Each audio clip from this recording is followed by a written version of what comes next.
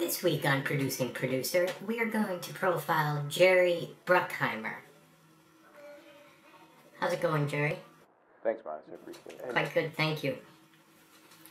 So first things first, you live in Kentucky. No, I live in L.A.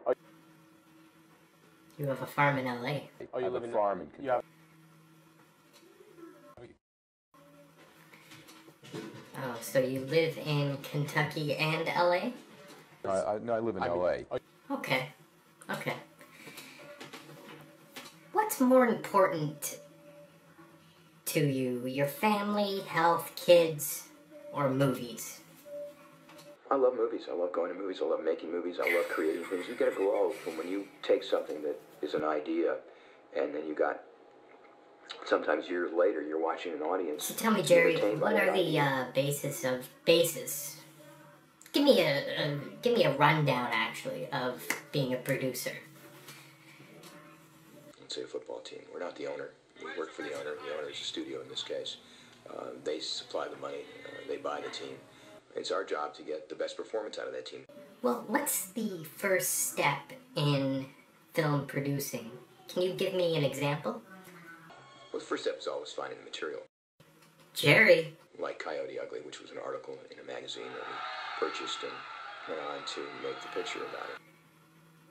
So when you have a screenplay, what happens? Usually it takes a long time to get a script that you love. It takes years to get a good screenplay and to convince somebody to finance the screenplay and to make it into a movie. So you have to do a budget, and then they come and say, all right, go make the movie. So if I were to give you a screenplay, could you produce it for me?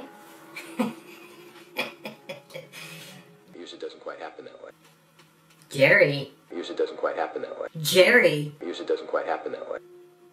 Okay, so I hear you're producing a remake of The Sound of Music, the Rodgers and Hammerstein's old classic tale. I hear you're producing a remake of it. Could you give us a rundown on possibly who Judy Garland is going to be replaced by? Her character Maria, of course. Who do you have in mind for her? Always wanted Denzel. It was our first choice. He was our last choice. And we went to him. He liked the script, so he signed on. Oh yeah, very excellent. Always wanted Denzel. Rumor has it, Jerry, is that you love young college girls in your movies. So tell me about the casting process. You know.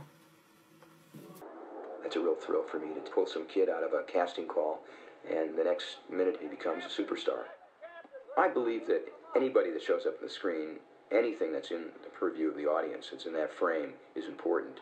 We take real care in choosing our extras to make sure they have the right look, the right feel for the movie. You don't say, we have an extra call, we'll take 50 people tomorrow. We'll pick those 50 people. Tell me about the set location for The Rock. It was very, very real. So real, I thought it was real. Alcatraz for The Rock was a very difficult location. There was nothing there. We had to bring everything. There was no food, minimal electricity there. It was cold, it was damp. Fog rolled in every day. We had 1.5 miles worth of cable on the island to put electricity in the buildings that we needed to shoot in.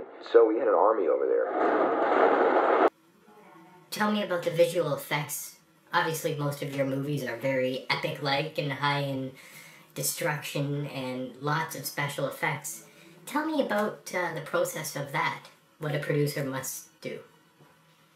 Visual effects, usually get done after the film is already finished shooting. So what you do is you'll shoot something either against a green screen or a blue screen, and you'll leave out the background. And digitally, the background will be put in. What's great about the visual effects part of it is that now your imagination doesn't have to be limited. Whatever you can conceive and dream up, we can figure out a way to do. Well, I believe we have run out of time on Producing Producer. Thanks a lot, Jerry, and we'll keep in touch over The Sound of Music. I hear it's going to be a great success. Always wanted Denzel. Thanks, Jerry. Appreciate it. Next week on Producing Producer, we're going to profile William Shatner on his new movie, Star Trek Episode 432, The Movie. That's all we have time for. Take care.